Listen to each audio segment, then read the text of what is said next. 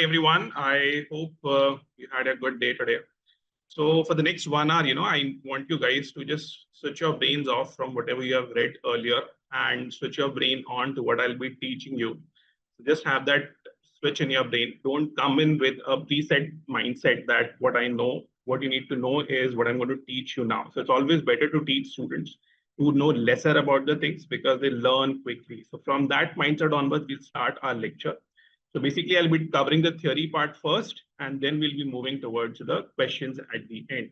So in the next 1 hour, you'll be trying to learn something new here, okay? So there are a lot of things in the appendicitis that you would have read earlier through other apps or maybe through textbooks, which you mainly focused about mugging up. So there is nothing called as retina for this lecture, at least. We try and learn all of those things in conceptual manner, okay?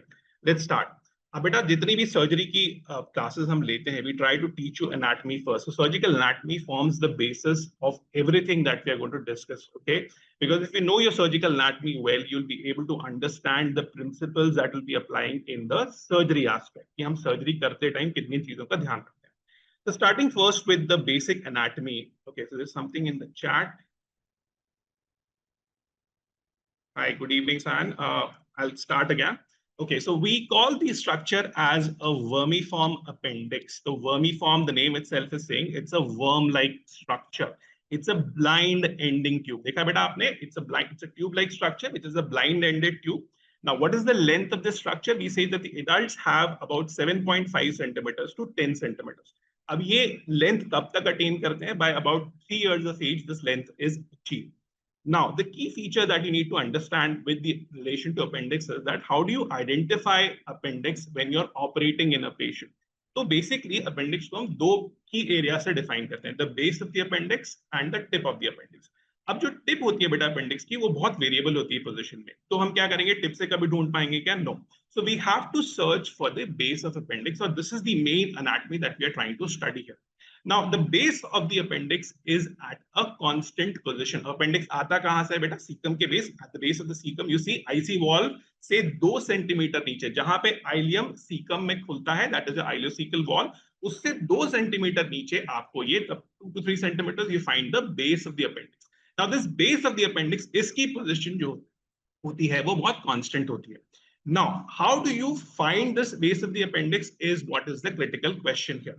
यहाँ पे concept आता है बेटा, 3 चीजें हम पढ़ते हैं. Taenia coli, 3 taenia coli होते हैं.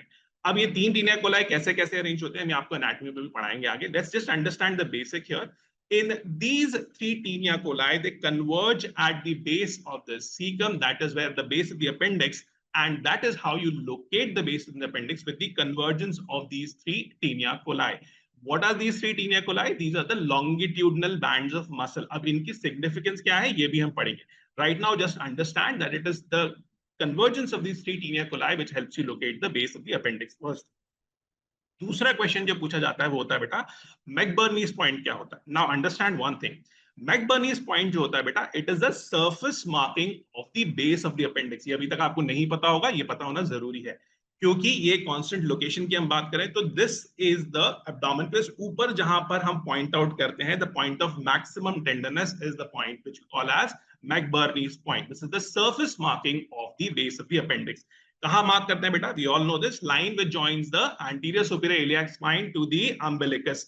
अब ये जो लाइन है, इसमें ASIS से 1/3 and 2/3 from the umbilicus, that is where we mark your McBurney's point. ठीक है, ये आपको डायग्राम में दिख रहा है, समझ में आ रहा है? Okay, let's move ahead. All right, the next. So one more structure before we move ahead and understand the tinea that you can see on the bottom of the slide is appendices epiploicae. एक और चीज है बेटा जो anatomy perspective से important होती है. ये क्या चीज होती है बेटा? These are the peritoneum pouches which are filled with fat. अब इसकी importance कब समझ में आएगी? जब हम differentials पढ़ेंगे acute appendicitis के. यहाँ पर सुनो, ध्यान से समझो क्या होता है. ये पेरिटोनियम के पाउचेस होते हैं जिनके अंदर फैट फिल्ड होता है. ये कहाँ लोकेटेड होता है? इंटेस्टाइन पे लोकेटेड होता है. With the help of these we are able to have a differential diagnosis for acute appendicitis. कहाँ पे? एडल्ट्स के अंदर. भी पढ़ेंगे इसके बारे में. Coming back to our discussion of taenia, हमने क्या बोला था बेटा? 3 लॉन्गिट्यूडनल मसल्स के बैंड है ये. अब ये क्या क्या 3 नाम पढ़ेंगे हम. 3 नाम इंपॉर्टेंट है यहाँ पर बेटा. टीनिया लिबरा, ये प्रेजेंट होता है anteriorly. So imagine caecum, caecum is a part of colon.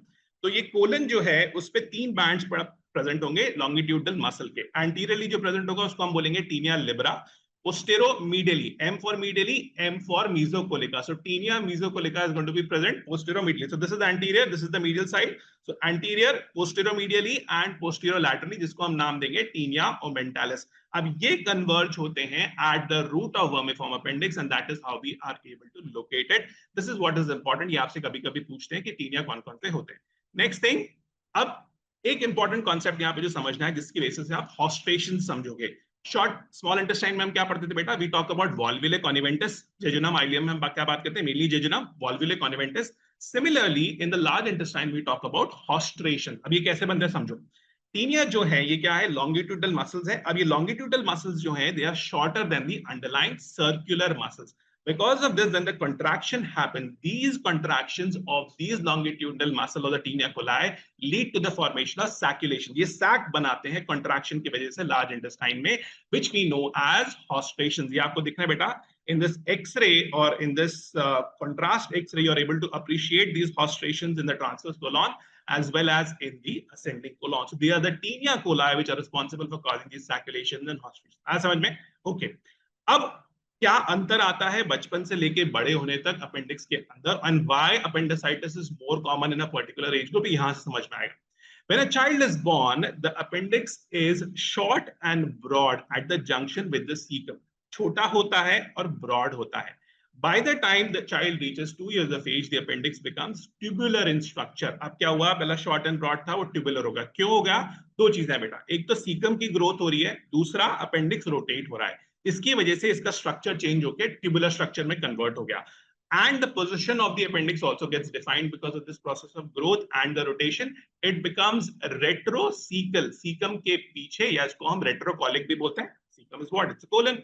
And intraperitoneal. In majority of the cases, the appendix is going to be intraperitoneal. Sometimes it can be extraperitoneal, but for all exam purposes, it is intraperitoneal. Okay. अब आते हैं हम positions of appendix की, जिसके बारे में हम बात कर रहे थे. मोस्ट कॉमन हमने क्या बोला बेटा? इट वाज रेट्रोसीकल और रेट्रोकॉलिक. कितने परसेंट पेशेंट्स में हम बात करते हैं? We talk about 74% of the patients have your retrocaecal और रेट्रोकॉलिक अपेंडिक्स. क्यों होता है ऐसा? हमने बोला बेटा, because it is formed during the descent of the colon and because of the continued growth of the caecum. It lies where? Behind the caecum and intraperitoneally. Least common भी आपसे पूछा जाता है, that is your post ileal. कितने percent में होता है ये बेटा? परसेंट में आपको क्यों बता रहा हूँ, ये आपके एग्जाम्स में कभी-कभी स्टेटमेंट्स में आता है, ऑप्शंस में. So 0.5% of the patients will have post-ileal appendix. कुछ cases में, about in 25% of the cases, what is going to happen is, हमने क्या पढ़ा था? Normally there is a rotation of appendix which happens. There is non-rotation of appendix, and that is what leads to 3 varieties. कौन-कौन सी 3 varieties होंगी बेटा? Number 1 is pelvic, which is the most common amongst the non-rotatory variants. 21% of them. Paracecal will be 2, and last would be subcecal. That is least common amongst the non-rotatory. Overall, post-ileal is the least common variant. आया समझ में यहाँ तक? Okay, let's move ahead. अब आते हैं बेटा blood supply के ऊपर. यहां से फिर से क्वेश्चंस बनते हैं. अब mainly appendix is supplied by the appendical. It's a named artery. Appendical artery supply करती है. अपेंडिकुलर आर्टरी किसकी ब्रांच होती है? It is a branch of the lower division of ileocholic artery. midgut का हिस्सा है. ileocholic artery सप्लाई कर रही है. which in turn is a branch of which artery mainly supplies the midgut? It's your SMA, which is superior mesenteric artery, which is supplying the midgut. So lower division of ileocholic artery, which in turn is a branch of your superior mesenteric artery. This is the entire chain you have to remember. So mainly appendicular artery is what you need to remember. किसकी branch होती है? ileocholic artery की. अब ये जो appendicular artery होती है बेटा, ये क्या होती है? ये एंड आर्टरी होती है. एंड आर्टरीज की सिग्निफिकेंस क्या होती है? एक बार एंड आर्टरी ब्लॉक हुई, जो भी स्ट्रक्चर को ये सप्लाई करिए, उसका क्या होगा? वहां पे गैंग्रीन हो जाएगा. There is going to be gang necrosis हो जाएगा उसका. So whenever there is a thrombosis of this artery, it leads to gangrenous appendicitis. Now, another important thing that you need to remember is that this appendicular artery runs at the border of mesoappendix. अभी समझेंगे mesoappendix क्या होता है. When it runs in the border of mesoappendix, its importance, the location is important because it helps you to ligate the artery. अभी इतना remember करो कि mesoappendix में run करती है. ठीक है.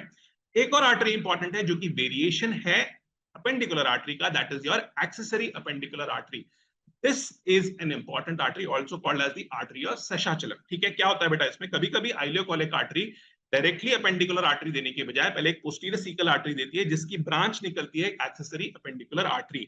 अब क्या होगा कि आपने अपेंडिक्स जब अपेंडिक्टमी करने जा रहे हो, यूजुअली आपके अपेंडिकुलर आर्टरी को लाइगेट ऑफ कर देते हो. अगर आपको ये एनाटॉमी नहीं पता है कि कभी-कभी एक एक्सेसरी अपेंडिकुलर आर्टरी भी निकलती है, तो क्या होगा?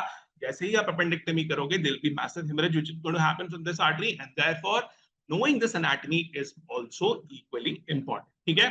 Okay.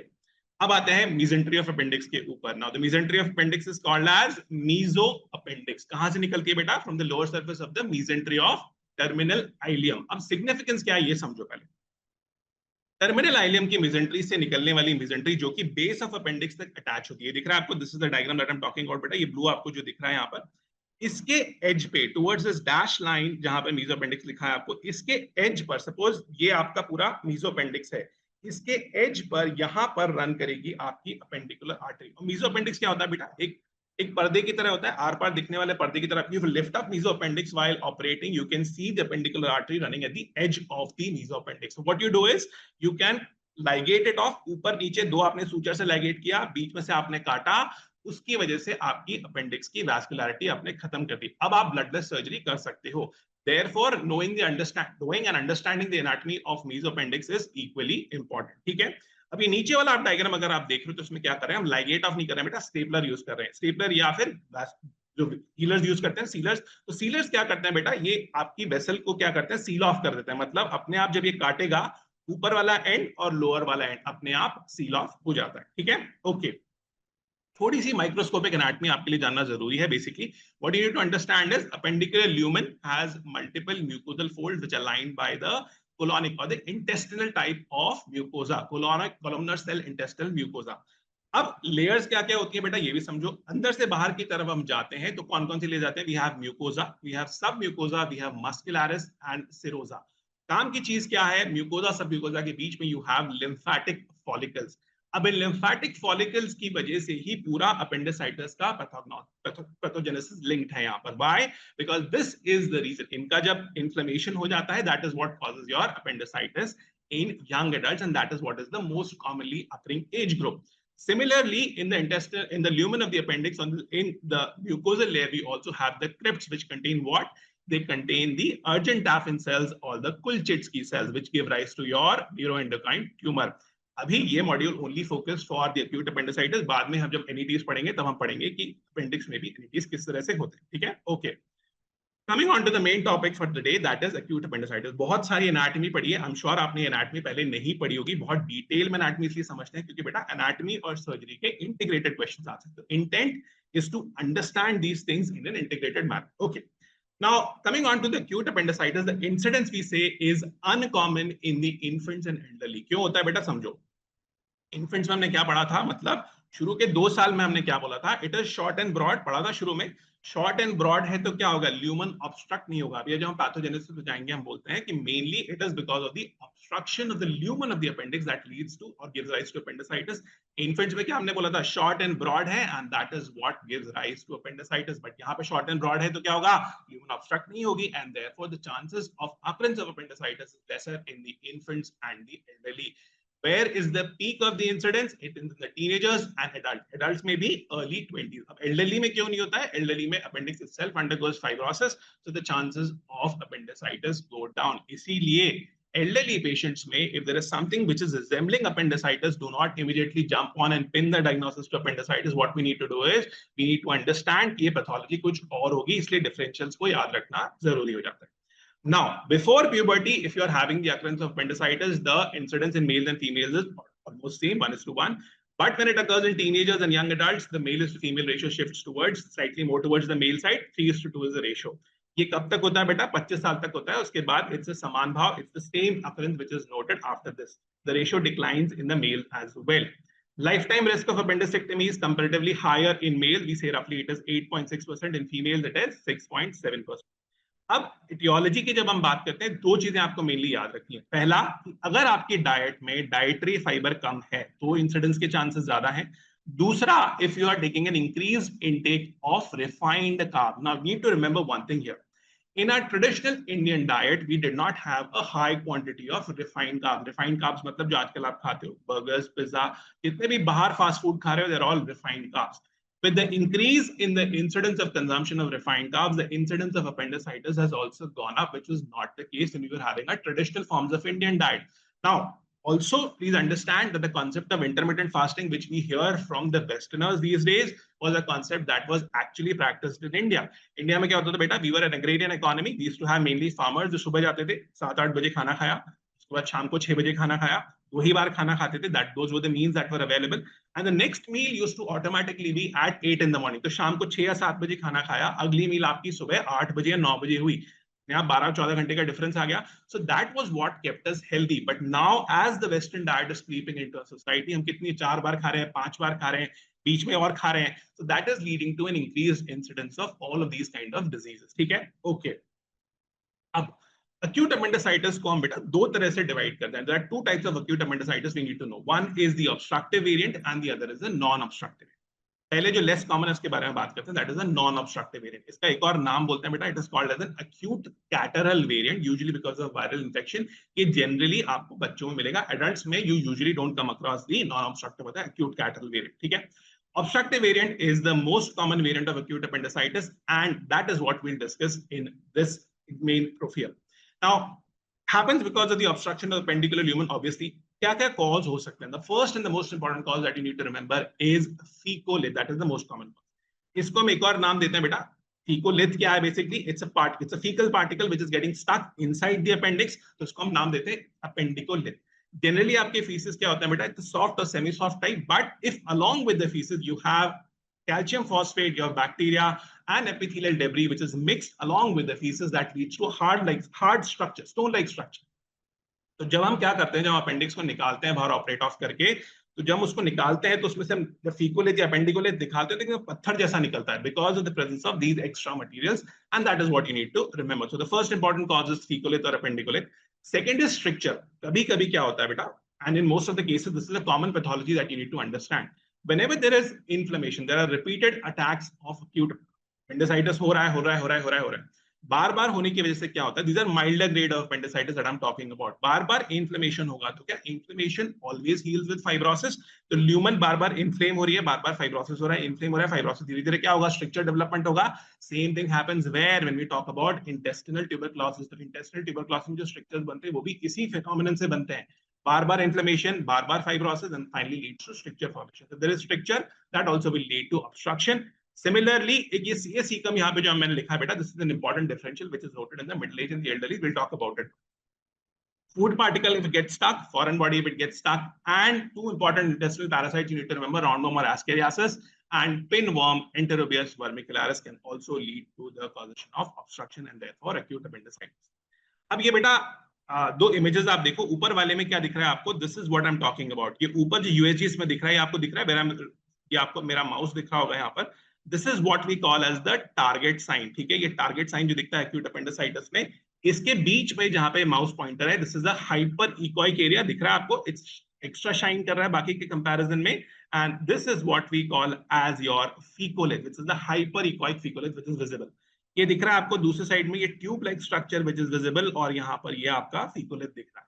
सिमिलरली जो हमने सीटी किया है, सीसीटी जो किया है, इसमें भी ये पॉइंटर आपको दिखा रहा है, this is the fecolith that is visible.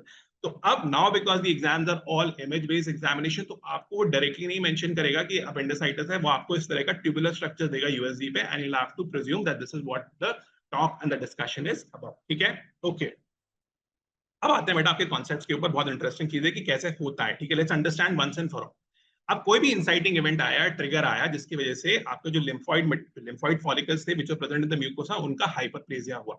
अब ल्यूमन के अंदर है, देखो सब, दिस इज द ल्यूमन, अंदर म्यूकोजा है, इस तरफ भी म्यूकोजा है, ये फॉलिकल्स हैं.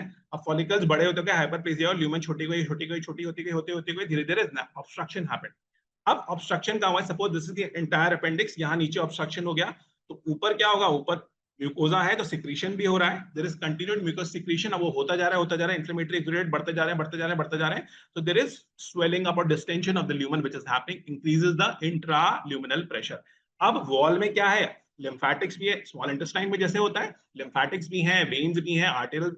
तो लिम्फैटिक्स जो हैं वो धीरे धीरे ऑक्लूड ऑफ हो गए. हमने क्या पढ़ा था, जहां पे भी लिम्फैटिक फ्लो ऑक्लूड होगा वहां एडिमा हो जाता है. Same thing we noted with breast also, यहाँ पे लिम्फ एडिमा हो जाता था आम का, क्योंकि हम लिम्फैटिक्स हटा देते थे, एक्सिलरी नोड्स हटा देते थे. तो similarly here also, because the lymphatics are blocked, there will be an increase in the intraluminal pressure, lymphatic drainage is not happening, and that will lead to edema. Oedema होगा तो धीरे धीरे क्या होगा, जहां पर भी इडीमा होता है धीरे धीरे क्या गिव अवे होता है, there is ulceration which happens, and because of the mucosal ulceration there is going to be leaking out of the bacteria or the bacterial translocation. अब यहां तक हमको समझ में आ गया। अब इस स्टेज पर आकर अगर आपने एंटीबायोटिक्स दे दिए पेशेंट को तो ये रिजॉल्व होने के चांसेस है, या फिर पेशेंट खुद से अपने आप रिजॉल्व भी कर सकता है, that is also what is happening. But if there is no intervention that happens during this stage, what it will lead to? It will lead to the distension of appendix, और distension होता गया, अभी तक lymphatics block हुए थे, धीरे धीरे अब क्या हुआ, venous obstruction भी हो गया। venous obstruction तो क्या हुआ, arterial flow भी obstruct हो जाएगा, धीरे धीरे क्यों, back flow होगा, आर्टरी से वेन्स में ब्लड आ रहा है, अपने वेन्स को रोक दिया, venous obstruction है, वेन ड्रेन नहीं कर पा रही है, तो क्या होगा, आर्टरी से ब्लड फ्लो होगा क्या, नहीं होगा, धीरे धीरे what will happen, ischemia is going to ensue। अब दो चीजें हो सकती हैं यहाँ पर, ध्यान से समझते हैं। पहली condition which is the worst state scenario, ischaemia हुआ, नेक्रोसिस हो गया, गैंग्रीनस एपेंडिसाइटिस हुआ, परफोरेट हो गया, परफोरेट हो गया तो क्या हो गया, लीक आउट हुआ तो इरिटेट किया, पेरिटोनाइटिस हो गया, material leaked out, faecal matter leaked out from there and led to perforation peritonitis, जो आपको फ्री गैस अंडर डायफ्राम की तरह दिख जाएगा, पेरिटोनाइटिस का आपको साइन मिल जाएगा। दूसरी कंडीशन क्या होती है, यहाँ पे फिर से आपकी एनाटॉमी बीच में कूद के आती है। बॉडी में क्या होता है बेटा, omentum is what, omentum is the policeman of the abdomen. Omentum क्या कहता है कि जहां जहां अंदर एब्डोमेन में इन्फ्लेमेशन है, I will run to that place and I try to localize that inflammation in that place, that is the role of the omentum. Similar thing happens when you talk about pancreatitis as well. अब समझो कैसे similarity, देखो ध्यान से, जहां पर जैसे appendicitis में हम बोल रहे हैं बेटा कि ऑब्स्ट्रक्शन हुआ, इस्कीमिया हुआ, इन्फ्लेमेशन हुआ, ओमेंटम और ओमेंटम अपने साथ बाउल लूप्स के भी खींच के लाया, और जहां पर इन्फ्लेमेशन था वहां आकर वो चिपक गया, उसने इन्फ्लेमेशन को वॉल ऑफ कर दिया। अब ये परफोरेशन नहीं होगा क्योंकि वॉल ऑफ कर दिया उसने, अब ये वॉल ऑफ होकर अंदर ही क्या हुआ, फ्लेगमॉन या पैरासिकल एब्सेस में कन्वर्ट हो गया। सिमिलरली हम पैंक्रेटाइटिस में क्या पढ़ते थे, WN, walled off necrosis, the same concept we read there as well, it happens here also. आया समझ में दोनों चीजें क्या हुई बेटा, ओके। नाउ अब एक चीज जो यहाँ पे समझना है कि वॉल ऑफ अगर हो गया है, धीरे धीरे क्या होगा, इन्फ्लेमेशन अपने आप रिजॉल्व हो गया है, अब ये क्या हो गया, अपेंडिक्स अभी तो ऑब्स्ट्रक्शन तो इंटैक्ट है, ऑब्स्ट्रक्शन तो नहीं गया है ना। So what happens is that this mucus-filled appendix gets distended, and this is what we call as mucocele. This is what is known as mucocele of appendix. Now, what are the risk factors for perforation? Appendix perforate कब हो सकता है, हर appendicitis perforate नहीं होता है, कब कब perforation के chances रहेंगे ये हम पढ़ते हैं। First, extremes of ages, बच्चों के अंदर और elderly patients में। बच्चों में क्यों, क्योंकि ओमेंटम प्रॉपर्ली डेवलप नहीं होता, so due to underdevelopment of omentum. Next thing, in elderly, why? Because the omentum undergoes atherosclerosis, जो omentum की vessels होती हैं उनके अंदर atherosclerosis हो जाती है, तो क्या होता है, mobility, omentum मूव करता है, उसकी mobility impair हो जाती है, therefore the chances of perforation go up. दूसरा, immunosuppression obviously. Third, diabetes. Fourth, obstruction, we just read about fecolith and appendicolith. Fifth is if the appendix is located in the pelvic location. Pelvic appendix is also difficult to diagnose and the chances of perforation are also high. And lastly, if there is a previous abdominal surgery that has been done. Okay.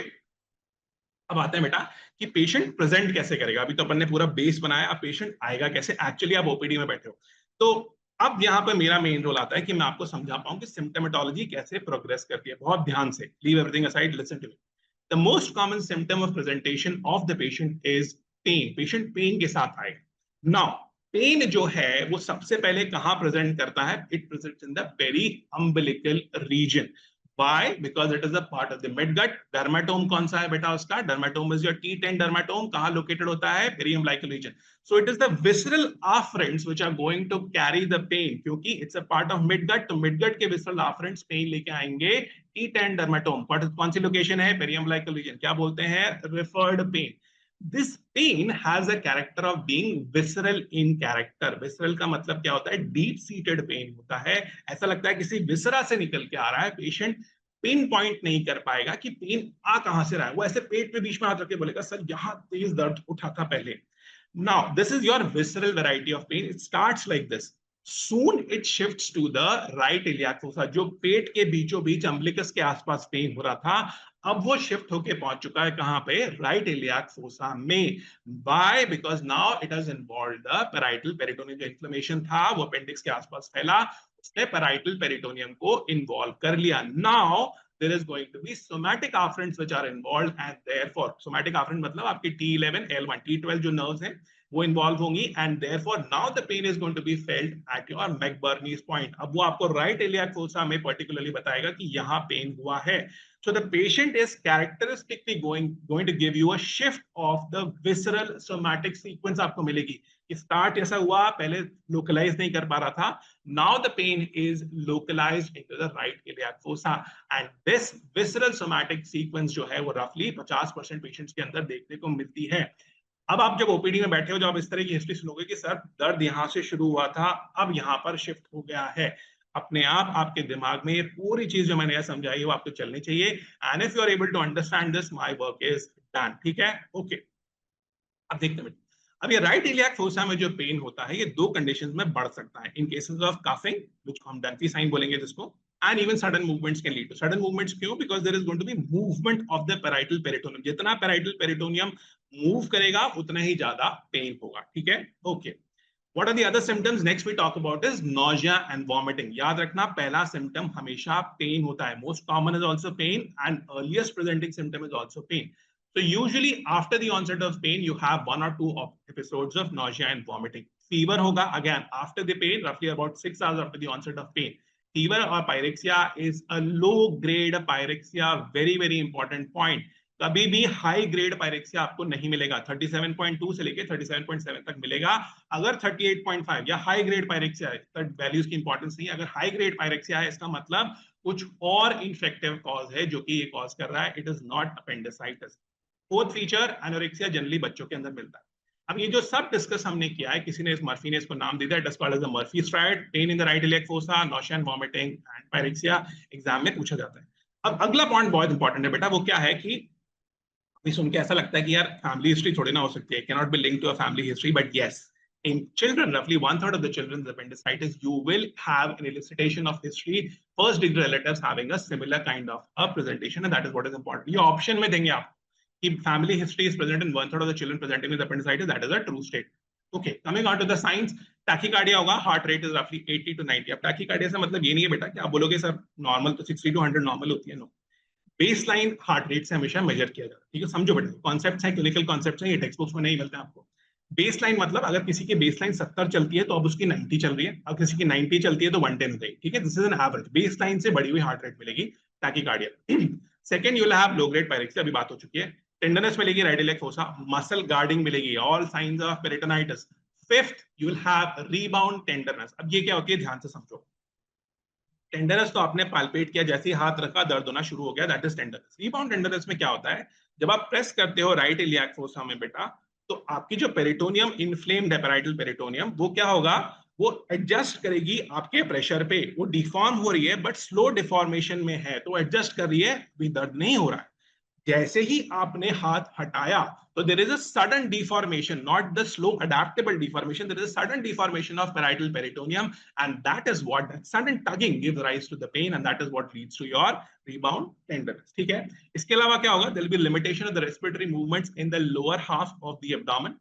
Now two important signs that we'll talk about, one is the pointing sign, नाम में ही है point है, patient point करेगा McBurney's point की तरफ कि भाई यहाँ पर मेरे को सबसे ज्यादा दर्द हो रहा है, that is simple. अगला आता है रोसिंग साइन। अभी रोसिंग साइन एक ऐसी चीज है जो अभी तक आप रट रहे होगे। Let's understand what is Rovsing's sign. You will palpate, या you will do deep palpation in the left iliac fossa, but it will elicit pain in the right iliac fossa. ये कैसे होते हैं समझते हैं। लेफ्ट इलियाक फोसा में क्या मिलता है बेटा आपको, सिग्मॉइड कोलन मिलता है। अब आप सिग्मॉइड कोलन में जैसे ही प्रेस करोगे तो क्या होगा, गैस फीकल मटेरियल जो भी है उसका content, that will get pushed back, retrograde push होगा। तो सिग्मॉइड कोलन से ट्रांसवर्स सिग्मॉइड कोलन से descending colon, transverse colon, ascending colon, back into the caecum. Also along with it, bowel will be pushed towards the right side. जितना ज्यादा push होगा उतना ही ज्यादा वो पेन महसूस होगा। And now you will be able to understand कि ये आपको साइन क्यों मिलता है। तो रोसिंग साइन आज आपको समझ में आ गया कि palpation in the left iliac fossa is going to lead to pain in the right iliac fossa. Why? इसलिए होगा। ये डायग्राम अगर एक बार आपको याद आ गया तो आप बता सकोगे इसको। ठीक है, The next important sign is the Psoas sign. अब ये क्या होता है बेटा, पेशेंट जो होगा अपने राइट वाले हिप को फ्लेक्स पोजीशन रखेगा। Suppose this is the leg, he will keep it in the flex position. बाय, क्योंकि जैसे ही वो एक्सटेंड करेगा तो आइलियोसोआस का इन्वॉल्वमेंट होगा, appendix being in close relation to ileal psoas. As soon as it gets in touch or in contact with the ileal psoas, it irritate it, and it is going to cause more pain to the appendix, and therefore extension will lead to pain. That is what we call as a positive psoas sign. Now, this is more commonly seen in cases of retrocecal appendix. So generally आपको क्या मिलेगा? Retrocecal most common होता है, तो psoas sign will be commonly elicited. एक और important sign जो हम पढ़ते हैं बेटा, जो कि एग्जाम में पूछा जाता है, that is the obturator sign और the Cope obturator test. Now flexion and internal rotation of the hip. अभी केवल सुनो, मैं बताता हूं कैसे होता है. जनरली कहां मिलता है ये याद रखना है, पेल्विक अपेंडिक्स में जनरली ज्यादा साइन मिलेगा आपको, usually noted with pelvic appendicitis. When you do a flexion and internal rotation of the hip, so this is the position of the limb that you need to know. Ankle को आपने outward जब rotate करोगे, pushing the knee inwards, ठीक है, and that is going to lead to flexion and internal rotation. ये किसको involve करेगा? Obturator internus के इन्वॉल्व करेगा, and that is what is going to lead, क्योंकि पेल्विक लोकेशन में है, ऑब्ट्यूरेटर मसल के पास में है, तो पेल्विक लोकेशन में जो अपेंडिक्स है, that is going to elicit pain, and that is what we call as your obturator sign और द कोप ऑब्ट्यूरेटर टेस्ट. ठीक है बेटा, ओके. कुछ और साइन होते हैं जो कि नॉन स्पेसिफिक हैं, जो सिर्फ आपसे एग्जाम में पूछे जाते हैं, अदरवाइज इनकी कोई क्लिनिकल प्रैक्टिस में सिग्निफिकेंस नहीं है. क्यूटेनियस हाइपरेस्थीसिया होता है राइट इलियाक फोसा में, जो कि आपको हर्पेटिक लीजन्स में भी मिल सकता है, but just remember it here, it's non specific therefore. Dunphy साइज हमने पढ़ा था बेटा, if there is coughing which the pain of appendicitis increases on coughing, that is Dunphy sign. Aaron sign क्या होता है? जब आप मैकबर्नी पॉइंट पे प्रेशर दोगे तो रेफर्ड पेन आपको एपिगैस्ट्रियम में फील होगा, दैट इज एरन साइन.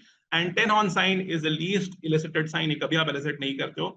जब आप राइट टेस्टिकल को जेंटली ट्रैक्शन दोगे तो आपको राइट लेग फोसा में पेन होगा. Would you want to do that to a patient? No. So these are all historical significance only, not for the point of view of actual testing. ठीक है, okay. अब position of appendix के basis पे क्या क्या specific features आपको मिलेंगे उसके बारे में हम बात करते हैं. ठीक है, so the first thing that will talk about is retrocaecal appendicitis. Appendix is present in the retrocaecal location, retrocolic location में है. तो ये ऑब्वियसली हमने क्या बोला था, psoas साइन पॉजिटिव होगा most commonly, psoas sign is positive, psoas plus. Rigidity will be absent. Why? Because the appendix is deep seated. Appendix के ऊपर पहले क्या आ गया? सीकम मिल रहा है, तो उसके बीच में सीकम है, एयरफिल्ड सीकम है, तो आपका जब आप रिजिडिटी आपको नहीं मिलेगी. Appendix is also going to be silent, मतलब deep seated आपको टेंडरनेस नहीं इलिसिट कर पाओगे. So therefore it is not negative. This is because the appendix is deep seated. It is not negative. It is deep seated. इसको silent appendix का नाम देते हैं. ठीक है, okay. Next thing is pelvic appendicitis में क्या क्या फीचर्स मिलेंगे. Now in pelvic appendicitis, remember pelvic location में है तो दो चीजों को इरिटेट कर सकता है. ठीक है, एक तो यूरिनरी ब्लैडर को इरिटेट करेगा, दूसरा रेक्टम को इरिटेट. तो ब्लैडर को इरिटेट कर रहा है तो क्या होगा? ऑब्वियसली मिक्चुरेशन के चांसेस बढ़ेंगे, और अगर रेक्टम को इरिटेट कर रहा है तो डायरिया होगा obviously. So there is increase frequency of diarrhoea, early frequency of diarrhoea and frequency of micturition. Simultaneously what you need to remember, जब भी डिजिटल रेक्टल एग्जामिनेशन करोगे तो पेन होगा, तो कौन सी दो साइड से पेन होगा बेटा आपको? Rectal cycle pouch and the pouch of Douglas. ये आपके फीचर्स हो गए. कुछ भी अभी रटना पड़ रहा है क्या? Everything is going conceptually till now. Okay, all right. Rigidity obviously absent है deep seated location में. Tenderness नहीं मिलेगी McBurney's पे क्योंकि it is located in the pelvic. Obturator sign positive मिलेगा क्योंकि obturator internus की involvement होगी, and usually it is more common in children. ये point पूछा जा चुका है. Pelvic appendicitis is more commonly noted with children. Last is your post-ileal appendicitis, which is the least common variant that we have talked about. It is the most difficult to diagnose type of appendicitis, that is post-ileal one. कोई shifting pain नहीं मिलता, इसमें भी diarrhoea होगी, reaching होगी, and there is ill-defined tenderness. What you need to remember is that it is the most difficult type of appendicitis to diagnose. ठीक है, okay. Investigations पे आते हैं बेटा. मजा आ रहा है बेटा अभी तक? Okay, keep listening, stay focused here. Investigations, the diagnosis is mainly clinical. अभी तक सिर्फ clinical diagnosis की तरह हम बात कर रहे हैं, and even in your practice you have to understand appendicitis is mainly a clinical diagnosis. ठीक है, लैब इन्वेस्टिगेशन साथ में जाती हैं because the patient has to be prepped up for surgery. तो आपको इन्वेस्टिगेशन भेजनी होती है, तो क्या क्या मिलेगा? Usually the total leukocyte count, the TLC will be raised, the neutrophils will be specifically raised. आपको शिफ्ट टू लेफ्ट मिलता है, बैंड सेल्स मिलते हैं आपको, हमको बैंडोफिलिया भी बोलते हैं इसको, and obviously because it's an inflammatory condition, so obviously CRP will be also raised. Now the decision to perform appendectomy ये कैसे लेते हैं? इससे पहले ये समझिए कि अगर केवल क्लिनिकल डिसीजन हम लेंगे तो the chances of negative appendectomy are high. We say roughly about 50 to 30% of the cases में हम normal appendectomy भी कर दोगे, normal appendix को remove कर दोगे. Therefore, we came about to something called as Alvarado scoring. अब इस पे आपके बहुत सारे questions आते हैं, ये आपके examiner का favorite है. ठीक है, अब अच्छी बात क्या है आपके लिए कि इसमें खुद का एक mnemonic ही है, आपको बनाने की जरूरत नहीं है, इसके खुद ही के नाम में mnemonic है. तो it's called as the Mantel score. 3 symptom, 3 sign और 2-3 इसके आपके लैब फीचर्स हो गए. ठीक है, 2 लैब फीचर्स. तीन सिम्टम क्या क्या है? MAN, migratory right iliac fossa pain, anorexia, nausea and vomiting. तीनों को हमने स्कोर दिया 111, ठीक है। TRE, T for tenderness in the right iliac fossa, this is given a scoring of 2, very important। दो चीजें हैं जिनको 2 स्कोर देते हैं, एक टेंडरनेस हो जाती है और एक ग्लूकोसाइटोसिस। पढ़ेंगे tenderness in the right iliac fossa, rebound tenderness and elevated temperature of pyrexia, जिसमें से tenderness in right iliac fossa gets a score of 2, rest of them are 1। Lab features में leukocytosis gets a score of 2 and shift to left gets a score of 1। मतलब usually 10,000 से जैसे ही ज्यादा ऊपर बोलते हैं उसको, that is what we call as leukocytosis। When do we call a condition as acute appendicitis that needs to be intervened surgically? Usually when you have a score which is more than or equivalent to 7, that's when we say it's acute appendicitis that needs to be tackled with surgery। Now, if the score comes out to be equivocal, 5 या 6 आपका score निकल के आया इस calculation से, अब equivocal में जब भी आप फंसते हो, you need to further go for imaging. Now imaging पे बहुत सारे क्वेश्चंस आते हैं बेटा, अभी भी यूपीएससी ने पूछा था recently. Now in cases of children the investigation of choice is always USG. In cases of adults the investigation of choice now is contrast enhanced CT scan. अब सीईसीटी जो करते हैं वो लो डोज प्रोटोकॉल सीईसीटी करते हैं, मतलब जो रेडिएशन डोज होती है इट्स रफली 80% of what is conventionally used, and therefore in every case we use a low dose protocol CT. But remember, in pregnant females, we go for either USG. If the USG is inconclusive, we go for MRI. अब यहाँ पे question जो उठता है, जो कि UPSC में उन्होंने पूछा था, उन्होंने क्वेश्चन में स्पेसिफिकली मेंशन नहीं किया था कि फीमेल प्रेग्नेंट है कि नहीं, but they mention that in a female of reproductive age group what should be the first investigation. तो क्या करोगे? USG is going to be the first investigation. Why? In a female of reproductive age group, unless and until proven otherwise, you have to assume that the patient is pregnant। आप पहले UPT लगाओगे, अगर UPT negative नहीं आया या आपको inconclusive है, UPT नहीं लगाया है, तो फर्स्ट इन्वेस्टिगेशन हमेशा यूएसजी होगी, कभी भी सीईसीटी नहीं होगी प्रेग्नेंट फीमेल या फिर रिप्रोडक्टिव एज फीमेल्स के अंदर, ठीक है। ओके, अब अगली चीज जो पूछी जाती है वो है कि स्टैंडर्ड डोज प्रोटोकॉल सीटी कब करते हैं? Usually it is done in elderly when you have other differential doctor like acute diverticulitis, intestinal obstruction and neoplasm. तीन और स्कोरिंग सिस्टम्स हैं बेटा जिनका आपको केवल नाम याद रखना है। First is the append score, second is the AIR score and the third is the RIPASA score. केवल नाम याद रखना है, डिटेल्स नहीं पढ़ेंगे इसके। Now, what are the USG findings which are suggestive of acute appendicitis? You will find चारों words important है। Aperistaltic, non-compressible, blind-ending tubular structure। Non-compressible मतलब usually जब आप USG का probe लगाते हो तो appendix क्या होगा? Lumen होती है, उसके अंदर compress हो जाएगी उसकी lumen, but this is going to be non-compressible। आप जब probe लगाओगे तो lumen आपकी occlude नहीं होगी। It's a non-compressible structure। Second, around the appendix you'll have a collection of fluid, so there is a periappendiceal fluid collection। Third, there is going to be a hyperechoic appendicolith or fecolith। अभी फिर से दिखाएंगे, एक बार already दिखा चुके हैं। And there's going to be probe tenderness। Obviously, जैसे ही आप probe को छूओगे वहां पर McBurney's point पे आपको there will be tenderness elicited, right?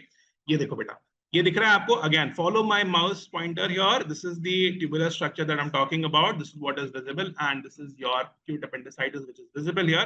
Similarly, here in this USG also you can appreciate it। यहाँ नीचे वाले सीटी में आपको ये जो hyperechoic structure दिख रहा है, that is your appendicolith or fecolith, ठीक है। Okay। अब आते हैं बेटा इंपॉर्टेंट डिफरेंशियल डायग्नोसिस में एज ग्रुप के अकॉर्डिंग। बच्चों के अंदर क्या क्या डिफरेंशियल होंगे? Most important, yes, gastroenteritis is the most commonly occurring condition, that is the first and the most important differential. Next important differential that you need to know is mesenteric lymphadenitis. क्या क्या important differential features होते हैं इसके? पहला, pen जो होता है mesenteric लिम्फेडेनाइटिस में बेटा वो कॉलिकी टाइप ऑफ पेन होता है, विसरल पेन नहीं होता, इट्स अ कॉलिकी पेन। दूसरा, there is a high grade fever. Appendix में हम लो ग्रेड फीवर की बात करते हैं, and also there is going to be cervical lymph node enlargement that is going to be noted which is not seen with appendicitis. Third important differential, Beaker's diverticulitis obviously। Fourth is intussusception। Intussusception से differentiate करना comparatively easier होता है, क्यों? क्योंकि intussusception की जो peak age होती है बेटा वो 18 महीने के आसपास होती है, roughly we talk about 18 months। But appendicitis we already know कि शुरू के 2 साल में तो usually होता ही नहीं है, so that for the first 2 to 3 years it is not happening because it is short and broad। Appendicitis is uncommon for 2 years, so therefore we can rule out intussusception in such cases। Lobar pneumonia and hinox swollen purpura also is important difference। Adults में you need to know that there is something called as terminal ileitis or typhlitis। क्या क्या features होते हैं बेटा इसमें?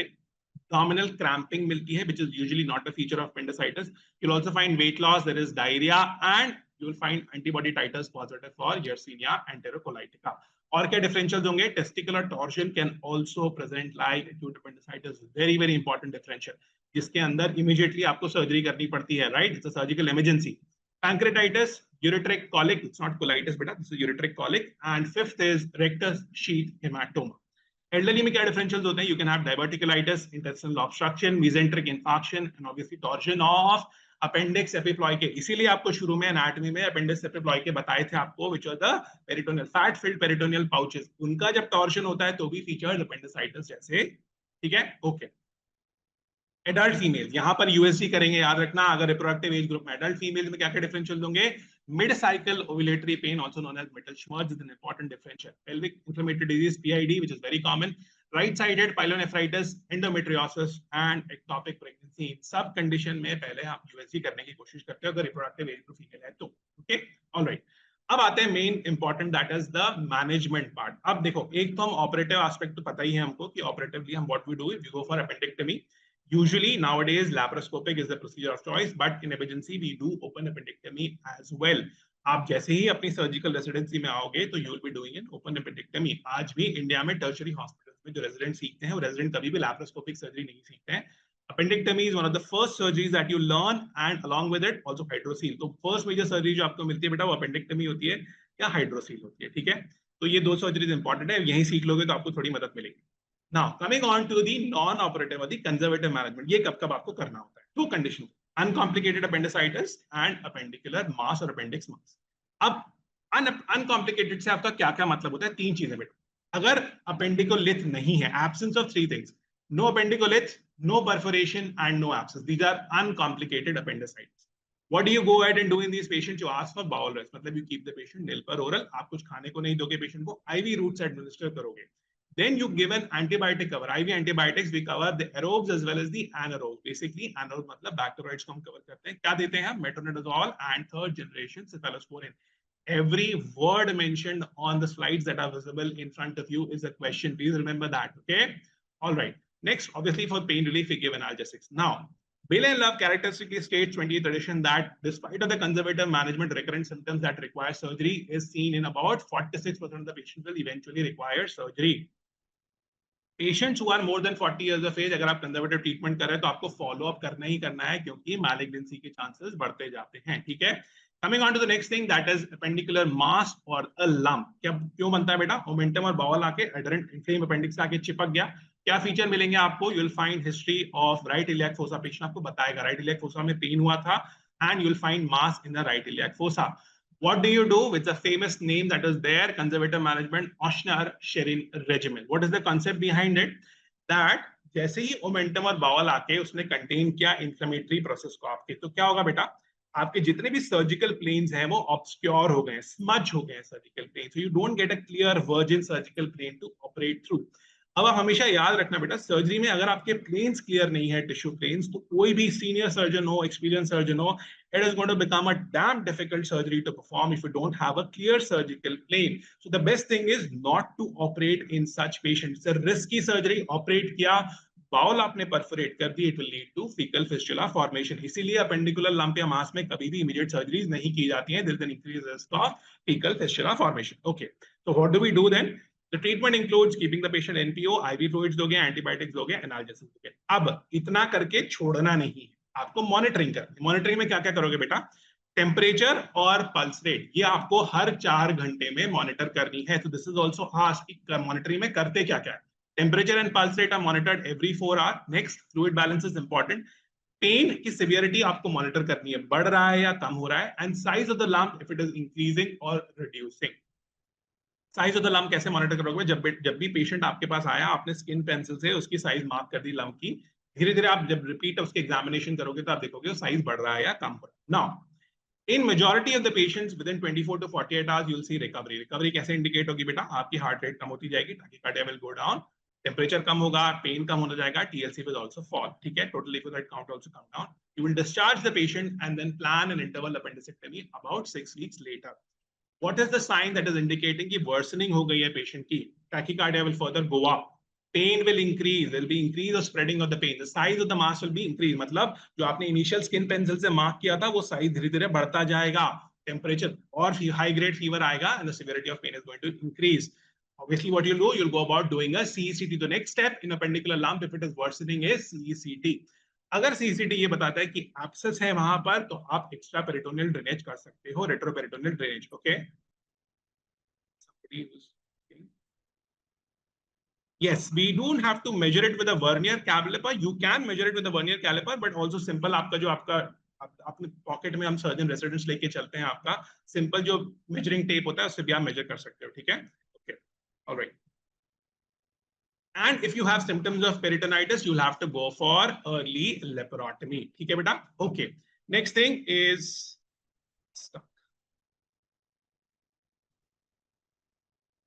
all right. In 90% of the cases, we just mentioned that in majority of the cases, it is going to resolve. And if it is not resolving, there is a failure to resolve. What you'll have is a differential diagnosis that you need to keep in mind. That it can either be a Crohn's disease or it can be a carcinoma. Usually, most common type, what do you find? You find low-grade appendiceal mucinous neoplasm in 42% of the cases. Usually, it is higher in patients with appendicular abscess. ठीक है बेटा? Okay. Now coming on to the surgery. अब surgery में जो कि हम appendectomy, appendicectomy हम जो नाम देते हैं, हमने basic concept तो शुरू में anatomy के साथ पढ़ लिए थे. Now let us understand the incisions that are given in appendectomy. इसमें सबसे ज्यादा questions आते हैं. First of all, let's talk about the incisions that are given at the McBurney's point. जो McBurney's point हमने define किया था, ASIS से लेके umbilicus में, ASIS से 1/3, umbilicus से 2/3, उस पॉइंट पे हम वर्टिकल इंसिजन लगाते हैं. अब वर्टिकल इंसिजन जब हम लगाते हैं, दो तरह के इंसिजन होंगे बेटा. इंसिजन एक ही होगा, उसके आगे के स्टेप्स में चेंज आता है. So we call it the incision which is given on the McBurney's point, which is the vertical incision, can either be a gridiron incision or it can be a Rutherford Marcel. अब ये कैसा difference आता है आप समझते हैं. अब शुरू में क्या करते हैं, स्किन इंसाइज किया, सुपरफिशियल फेशिया तक गए, एक्सटर्नल ऑब्लिक अपोन्यूरोसिस को काटा हमने, यहां तक इंसिजन लगा. इसकी बियॉन्ड आपकी मसल्स आ गई, external oblique, internal oblique, transversus abdominis. इन मसल्स को या तो हम रिट्रैक्टर लगा के स्प्लिट कर सकते हैं, that is muscle splitting. Or if you need a better exposure, you need to cut the muscle. Obviously, आपको exposure अच्छा चाहिए तो आप मसल उतनी देर से split नहीं कर सकते ना, आपको काटना पड़ेगा. So if you cut the muscles, it is called Rutherford Morrison. If you split the muscles, it is called gridiron incision. It was initially described by MacArthur, but the name gridiron is what is used, and that is the most commonly used incision. Rutherford Morrison कब use करते हैं बेटा? When you need a better exposure. So fixed appendix, you need paragolic or retrocecal appendix, you need to go in those cases. You have to go for a Rutherford Morrison incision. Sorry. अब अगला incision पढ़ना है बेटा, that is the Lanz incision. अब Lanz incision जो होता है, this is your transverse skin crease. वो दोनों vertical incision थे, ये transverse incision है, ये skin crease incision है. कहाँ लगाते हैं, ध्यान से सुनो.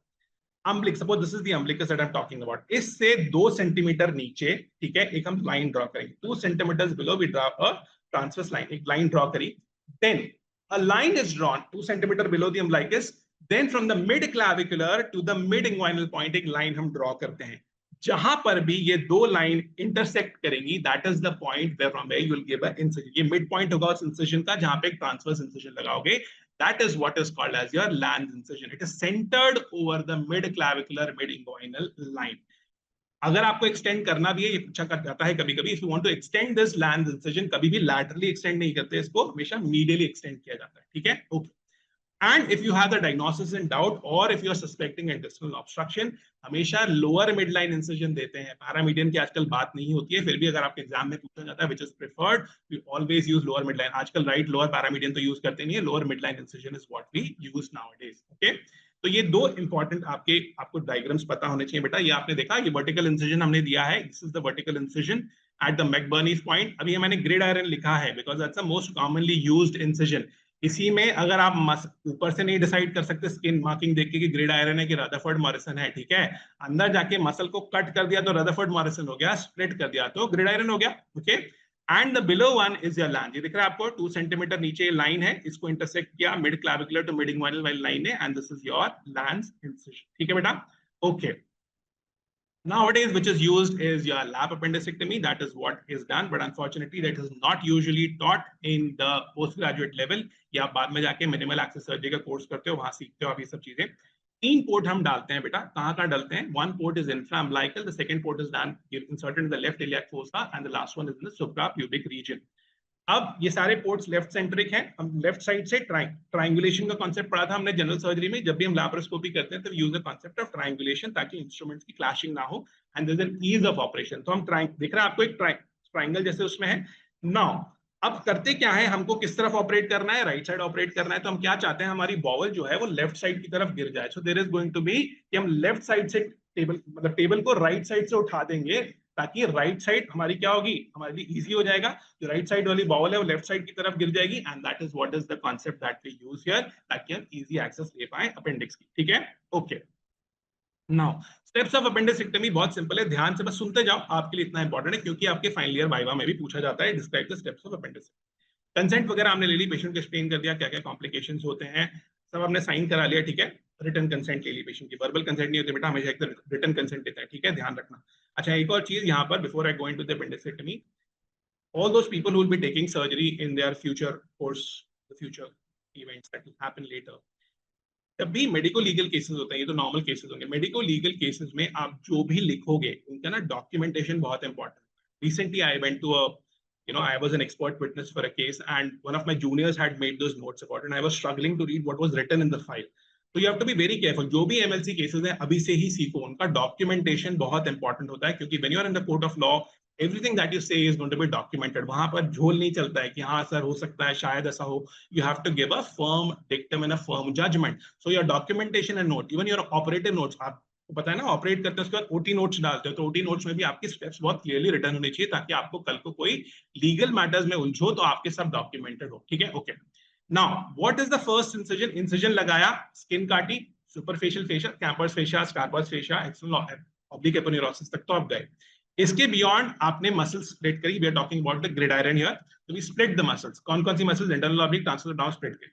आप पेरिटोनियम तक पहुंचे, पेरिटोनियम आपको दिखा, कैसा दिखता है? व्हाइट ग्लिस्टनिंग दिखता है बिल्कुल। उसको आपने दो कर्व्ड हीमोस्टैट से या मस्किटो फोर्सेप्स से उठाया, पतली सी झिल्ली होती है बेटा, ठीक है, उसको आपने उठाया। अब उठाने के बाद आप सीधा इंसिजन कभी नहीं लगाओगे, ठीक है, उसको आपने दो हीमोस्टैट से उठाया, and you shake it like this. Why? Because you are trying to break the adhesion. Omentum आके चिपका होगा, इन्फ्लेमेशन है तो उसके वहां पे मोमेंटम चिपका है, या बाउल लूप्स आके चिपके होंगे, you don't want to injure and give a faecal fistula, so you lift it up, you shake it and you allow the bowel to fall down. Now you give a slight nick with the scissors, आप निक देते हो peritoneum में, और उसको फिर आप उस peritoneal incision को एक्सपैंड करते हो। उसके बाद भी सीधा अभी आपने, आपका स्कैल्पेल यूज नहीं हुआ है, अभी भी आप फिंगर डालते हो विद द ब्लंट। तो पता है ना ब्लंट डिसेक्शन क्या होता है, जो भी आप टर्म सुनते हो बेटा, इट्स नथिंग, फिंगर से आपके लॉक्यूलेशन या एडिशंस को ब्रेक करना इज योर ब्लंट डिसेक्शन, और कुछ नहीं होता ब्लंट डिसेक्शन, बहुत सोफिस्टिकेटेड टर्म है। तो आप फिंगर डाल के पहले अंदर पूरा रोटेट करके जितने भी एडिशंस होते हैं उनको ब्रेक कर लेते हो, तो इंश्योर कि बाउल तो नहीं आ रही आपकी। Now that we having done that, अब आप क्या करते हो, आप अपेंडिक्स को लोकेट करने की कोशिश करते हो। आपको ट्रिक मैंने बताई है, वो ट्रिक ना बस बोलने में बहुत आसान होती है कि भाई तीनों टीने को लाया, आके मर्ज हो गया, आपने ढूंढ लिया। Even experienced surgeon at times find it difficult to locate the appendix. Why? Because it is easier said than done. ठीक है, convergence of 3 tinea coli. It is found in most of the cases. मिलता है तो एक बार में मिल जाता है, नहीं मिलता है तो आप ढूंढते रहते हो। नहीं मिलता है तो क्या होता है, नेगेटिव अपेंडिक्साइटिस बोल देते हो कि absent appendix है, absent appendix नहीं होता, आपको ढूंढना पड़ता है। ठीक है, एक बार आपको अपेंडिक्स मिला, आपने आपके जो इंसिजन दिया था उससे सीकम और अपेंडिक्स को बाहर डिलीवर कर लिया। ठीक है, डिलीवर करने के बाद आपने एक सीकम के वहां पर आपने एक बैकअप लगाया, बेस ऑफ द अपेंडिक्स और सीकम के वहां एक बैकअप लगाया, और एक बैकअप लगाया आपने टिप ऑफ द अपेंडिक्स पे। ठीक है, नाउ अब आपको पहले क्या करना है, अपेंडिक्स को आपको डीवैस्कुलराइज करना है। तो हमने क्या बताया था आपको, मीजो अपेंडिक्स जो था, पतला झिल्ली पर्दा जो कि आ रहा था from the mesentery of the small bowel, terminal ileum से आ रहा था, उसके एज पे जो रन कर रही थी अपेंडिकुलर आर्टरी जो कि सप्लाई कर रही है अपेंडिक्स को, उसको आपको लाइगेट करना है। बता दिया था आपको, या तो वेसल सीलर यूज कर लो या लाइगेट ऑफ कर दो। ऊपर ये आर्टरी रन कर रही है एज पे, ऊपर यहाँ एक बांधा, क्या किया आपने, विंडो बनाई, मीजोपेंडिक्स में एक विंडो बनाई, विंडो बना के एक सूचर यहाँ से लेके इसको बांध दिया, एक यहाँ नीचे बांध दिया, और यहाँ बीच में से ऊपर जो दो सूचर बांधे थे उनके बीच में से काट दिया, तो आपने अपेंडिक्स को डीवैस्कुलराइज कर दिया। नाउ अब आपको क्या करना है, ध्यान से सुनो। अब जो बेस है अपेंडिक्स का, डीवैस्कुलराइजेशन हो गया, बेस ऑफ द अपेंडिक्स जहां पर सीकम से अटैच्ड है अपेंडिक्स, उसके रफली 3-4 मिलीमीटर ऊपर, 5 मिलीमीटर से ज्यादा नहीं, 3-4 मिलीमीटर ऊपर आपने क्या किया, आपने एक हीमोस्टैट लिया, कैच क्रश, आपको पता है दो मोड्स होते हैं, टक कैच, टक क्रश, तो आपने क्रश किया, फिर एक बार उसको क्रश किया, थोड़ा सा ऊपर गए, उसको फिर से टक टक 2 बार क्रश किया। नाउ ये आपकी दो साइड्स पे आपने क्रश किया है। Below the first side of crushing you use your transfixation suture, आप ट्रांसफिक्स करते हो बेस को using your 20 Vicryl proximal to the site of crushing, जहां क्रश किया था पहला वाला, उससे पहले आप उसको ट्रांसफिक्स करते हो। अब आपने सिक्योर कर लिया बेस पूरा। Now what you are going to do is, अब आप अपेंडिक्स कट करोगे ट्रांसफिक्स, और जो आपका जो बीच के जो क्रशिंग साइड है वहां से आप उसको कट ऑफ कर दोगे। ध्यान क्या रखना है कि जो स्टंप है वो आपका 5 मिलीमीटर से छोटा छूटना चाहिए। स्टंप 5 मिलीमीटर से ज्यादा अगर छूटा, you will give rise to stump appendicitis. Trust me, these are the cases which are presenting to the OTs nowadays, that OPDs nowadays, that the patient had appendicitis some time back. The surgeon was not experienced, नया surgeon था, zealous surgeon था, but precaution की वजह से कि मैं बहुत base में ना चला जाऊं, कोई परफोरेशन फीकल फिस्टुला ना हो जाए, काफी सारा स्टंप छोड़ दिया, and that leads to stump appendicitis. ठीक है, इतना करने के बाद आपने लेयर में क्लोजर कर दिया। अच्छा, ड्रेन डालते हैं कि नहीं डालते? अगर क्लीन अपेंडिसेक्टमी है, आसपास कोई इन्फ्लेमेशन नहीं है, कोई फिस्टुला नहीं था, एब्सेस नहीं था, तो आप ड्रेन नहीं डालोगे। ऑब्वियसली अगर एब्सेस वगैरह है तो आपको ड्रेन डालना पड़ सकता है। आपको लग रहा है कि बहुत हेल्दी नहीं है, तो you will have to put a drain. That decision is usually taken intraoperatively, but if you are asked directly is a drain a common thing with appendicectomy, no, that is not true. What are the special situations that we encounter during appendectomy? Number one, if the appendicitis, the symptoms of appendicitis are present, ठीक है, patient आया, appendix symptoms थे आपको appendicitis के, आपने explore किया और आपको दिखा यार अपेंडिक्स तो बिल्कुल नॉर्मल लग रहा है, अब क्या करें? Now you are in a catch 22 situation कि अब भाई क्या करें? खोल दिया पेशेंट, कंसेंट ले लिया, अंदर जाके आप हीरो बन गए, आपने अंदर खोल दिया, खोल के खड़े, अब आपको दिख रहा है कि यार अपेंडिक्स तो इन्फ्लेम नहीं है, आप क्या करें? अब देखो, बहुत सी surgery is all about staying calm, you know, no matter what happens, you have to take the most logical decision in the favor of the patient. You need to check three things. Number one, you check for terminal ileitis, we check for Meckel's diverticulitis, and if it's a female, you check for tubal or ovarian causes. अगर Meckel diverticulum involve है, inflamed है, तो you have to go for resection anastomosis. Inflamed नहीं है, कोई cause नहीं दिख रहा है, then also you will go for appendectomy. क्या रैशनल है इसके पीछे?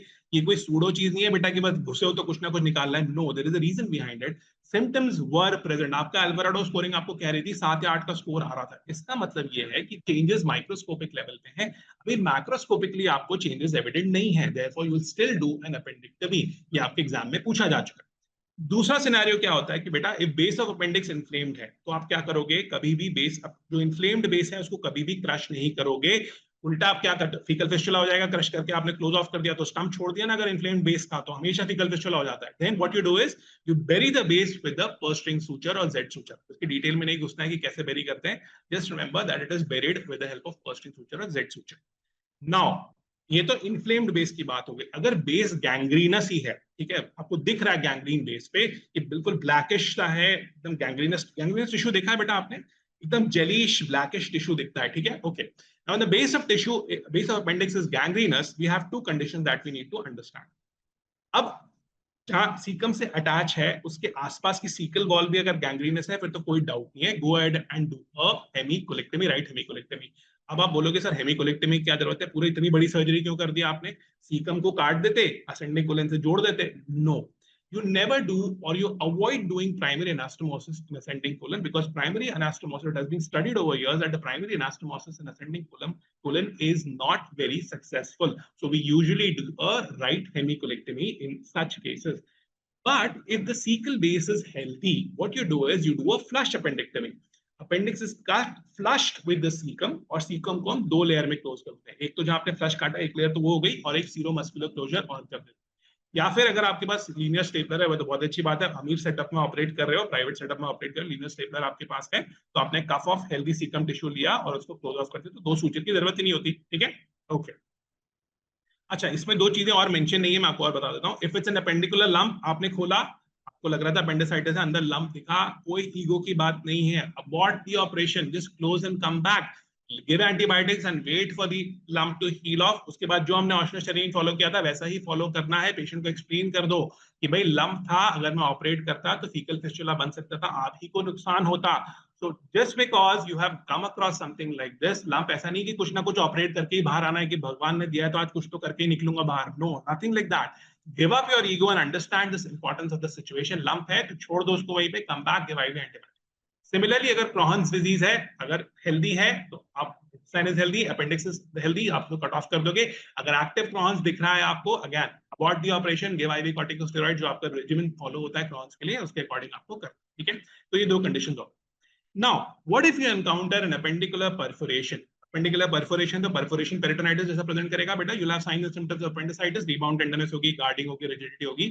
you will do an appendectomy via a lower midline incision. पढ़ा था हमने कि डाउटफुल है या पेरिटोनाइटिस है, हमेशा लोअर मिडलाइन से आप खोलोगे. मिनी लैप बोलते हैं उसको, मिनी लैप्रोटमी करते हो आप, बहुत बड़ा इंसिजन नहीं देते हो, but it is given in the lower midline and it is always better than paramedian. Right, paramedian तो यूज ही नहीं करते आजकल. ठीक है, now coming on to the last aspect, that is your complications following appendicectomy. इस पे बहुत क्वेश्चंस आते हैं. First complication obviously is wound infection. This is the most common post-operative complication noted in about 5 to 10% of the patients. कैसे prevent कर सकते हो बेटा? हम प्री-ऑप हमने पढ़ा है जनरल सर्जरी में कि हम प्री-ऑप इंसिजन लगने के टाइम पे एंटीबायोटिक्स देते हैं, that we have already read about. ठीक है, नाउ पेन एंड इरिथमा आपको कैसे प्रेजेंट करता है wound infection? Post op day 4 या 5 पे आपको पेन और इरिथमा होगा at the site of the incision जो आपने दिया है. And what you need to do is you have to drain and give antibiotics. Usually gram negative antibiotics, gram negative के लिए आप कवरेज दोगे बैक्टीरियोइड्स के लिए, एनाएरोबिक स्ट्रेप्टोकोकस को कवर करोगे. दूसरा कॉम्प्लिकेशन जो होता है that is your intra abdominal abscess, रफली noted in 8% of the patient. Same thing, क्या मिलेगा आपको? पीओडी 5 या 7 पे आपको क्या मिलेगा? फीवर होगा, मलेज होगा, एनोरेक्सिया होगा. इंट्रा एब्डोमिनल एब्सेस का हमको प्रोटोकॉल पता है, हम यूएसजी या सीईसीटी करेंगे, उसके अंदर एब्सेस लोकलाइज हुई, हमने इंट्रापेरिटोरल कलेक्शन दिखा, हम उसको यूएसजी गाइडेड या सीटी गाइडेड उसकी परक्यूटेनियस ड्रेनेज कर देंगे. अगर सेप्सिस इंस्यू हो चुका है तो you have to go for surgical exclusion. ठीक है, third thing is ileus. Bowel motility आपकी बिल्कुल स्टैसिस में है, नॉर्मल होती है post op, but if it is going beyond 4 to 5 days along with fever, then you'll have to go for intervention because it is likely due to intra-abdominal sepsis. आपको CCT करना पड़ेगा. Important differential here is Richter's hernia. Fourth complication that you need to know is portal pyemia or pile phlebitis. ये क्या होता है? हमको पता है बेटा, इंटेस्टाइन का सारा ब्लड लेकर पोर्टल वेन कहाँ जाती है? लिवर में जाती है. ठीक है, that's the main supply of the liver. अब ये जो इन्फेक्शन है यूजुअली गैंग्रीनस अपेंडिसाइटिस में मिलता है. ये इन्फेक्शन स्मॉल बाउल से होता हुआ पोर्टल वेन में पहुंचा, पोर्टल वेन से होता हुआ लिवर में पहुंच गया. This infection cause multiple liver abscesses. It is not a common complication but it is a documented complication and that is what is important to know about portal pyaemia or pylephlebitis. How it will present? High grade fever होगा, rigor होगा, jaundice होगा. How will you manage it? you'll give IV antibiotics and you will drain the liver abscess percutaneously. Next important complication obviously is faecal fistula.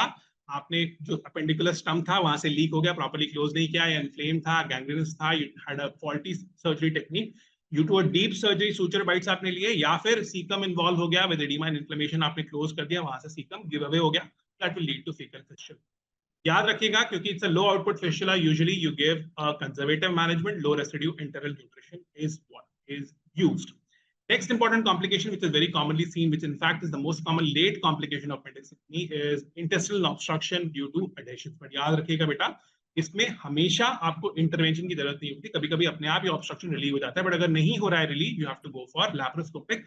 Laparoscopy करके आप एडिशनलाइसिस करोगे, जहां जहां editions है उसको आप रिमूव कर दो. ठीक है, seventh one we have already talked about, that is stump appendicitis. Stump 5 mm से ज्यादा छोड़ दिया, it will increase risk. And symptoms ये कब हो सकता है बेटा? ये आपसे पूछा जाता है, सिम्टम्स कब कब आ सकते हैं? 2 हफ्ते से लेकर 2 साल post appendicectomy, even 10 years post appendicectomy. I have seen patients which have presented 7-8 years after appendicectomy जिनमें के स्टम्प अपेंडिसाइटिस हुआ है. There are documented reports from the exam point of view, they say 2 weeks to 2 years, but it can happen beyond that also. Investigation of choice is CCT and you have to go for what is called as completion appendicectomy. Term is important. Last complication we know that if we do a surgery, open surgery कर रहे हो आप तो right hypogastric nerve injury हो सकती है obviously, तो abdominal wall weakness होगी and it will increase the risk of right inguinal hernia. एक टाइम पे ये बहुत इंपॉर्टेंट क्वेश्चन हुआ करता था क्योंकि obviously आपको स्ट्राइक नहीं करता था कि hernia क्यों होगा appendix surgery, but now it is very common, everybody knows about it and therefore it is not asked in the examination, but you should know about it. ठीक है, last topic for the day is appendicitis in pregnancy. This is the most common extrauterine acute abdominal condition in pregnant females. Every 1 out of 1000 pregnancy. पहली line ही बहुत important है, most common extrauterine acute abdominal condition. अब इससे confuse नहीं होना है, pregnant females में ये सबसे ज्यादा कॉमन, मोस्ट कॉमन है, बट ओवरऑल इंसिडेंस देखोगे तो नॉन प्रेग्नेंट फीमेल्स में ये ज्यादा होता है. ठीक है, अब होता है ये most commonly happens in the second trimester. Now appendicitis जब प्रेग्नेंट फीमेल्स में होता है, usually it is associated with complications. Why? Because it is diagnosed late.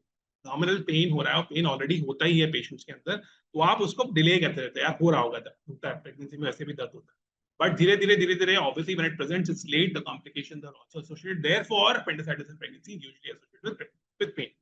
अब जो पेन होता है उसकी साइड पे बहुत सारी कंट्रोवर्सी होती है, क्योंकि आप बोलते हो कि भाई structures are pushed up, usually the pain should present up, but studies have documented that appendicitis in pregnancy also presents with pain in the right iliac fossa, most commonly majority of the patients. ऊपर मिल सकता है but most common side पूछी जाए तो it is right iliac fossa pain. कुछ patients में pain ऊपर भी हो सकता है, जैसे मैंने आपको बताया.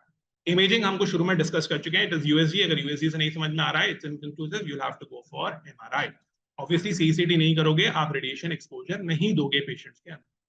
टाइमली डायग्नोसिस बहुत इंपॉर्टेंट है. अगर डायग्नोसिस डिले हो गया तो दो चीजें हो सकती है, या तो परफोरेट हो गया या फिर आपने एक्यूट अपेंडिसाइटिस का ट्रीटमेंट डिले कर दिया. दोनों ही कंडीशन में फीटल लॉस हो सकता है. दोनों की फ्रीक्वेंसी ऑब्वियसली अलग होगी. परफोरेट हो गया तो fetal loss is noted with 20% of the patients. समझ रहे हो, 1/5 of the patients can have fetal loss in such cases, and in cases of acute untreated appendicitis the fetal loss is roughly about 5%. But यहाँ पर एक ध्यान रखने वाली चीज ये भी होती है कि आप अगर नेगेटिव अपेंडिक्टमी कर दोगे इन पेशेंट्स के अंदर, that also is associated with complications. इसलिए बहुत फाइन लाइन होती है डिसीजन की, and that is how we surgeons often live our life on the fine line.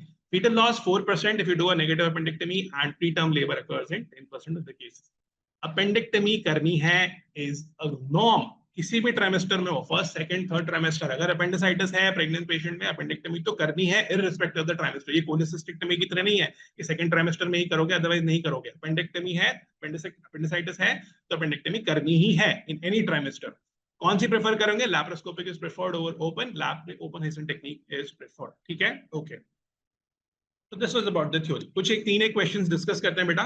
We'll be quick with the questions. I have to leave unfortunately. आपके जो भी doubts हैं, you can send it over to me at surgeontalkies@gmail.com, or you can contact DigiNerve for any doubts which are there. I'll be happy to solve those doubts later on. ठीक है, questions discuss करते हैं. Please shoot in your answers in the comment section. I'll wait for about a minute. Okay, let's start. I'll start the question first. I'll ask you to answer and then I'll come back to the answer. A 28-year-old male presents with fever, nausea, migratory pain to the right iliac fossa, rebound tenderness, and a leukocyte count of 15,000 cells per millimeter cube. On evaluation, कोई anorexia नहीं है. There is no tenderness in the right iliac fossa and no rebound tenderness also, and no shift to the left. So what is the Alvarado or Mantel score? This is a very important question. ये recent INI-CET का question है. जल्दी से मुझे calculate करके comment section में बताओ क्या scoring है.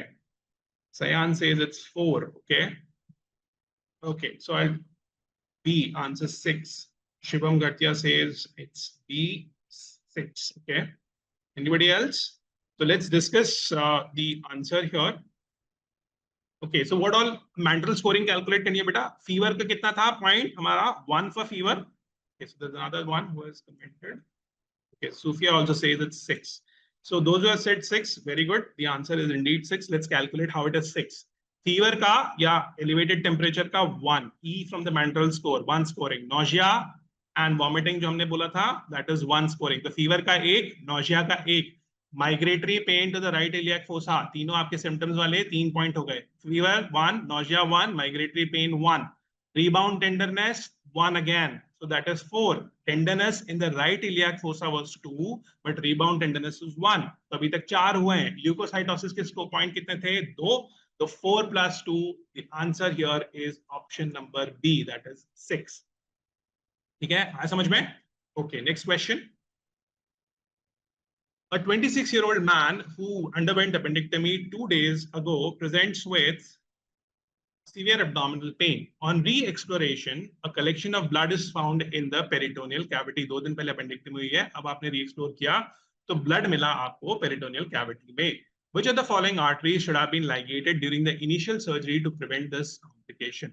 Option A, right colic artery, B, superior rectal, C, superior mesenteric artery, and D, ileocolic artery.